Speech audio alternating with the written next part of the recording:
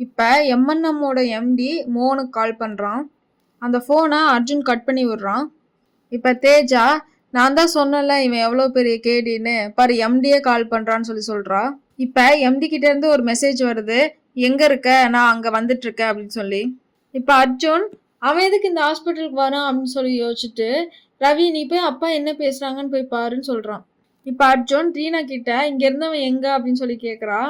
அதுக்கு ரீனா அவன் rest room போயிருக்கான் அப்படின்னு சொல்கிறா. அதுக்கு அர்ஜுன் நீயும் வா அப்படின்னு சொல்லி கூட்டிகிட்டு போகிறா.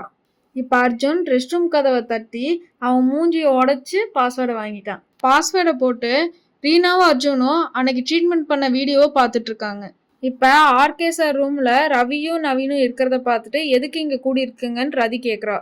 இப்போ ரவி எம்என்எம் ஹாஸ்பிட்டலோட எம்டி வராரு, அந்த ரிப்போர்ட்டை மறைச்சி வச்சது ஏன்னு இப்போ தெரிஞ்சிடுங்க மேம்னு சொல்கிறான். இனி ஒவ்வொரு எபிசோடும் லைனாக வந்துக்கிட்டே இருக்கும்.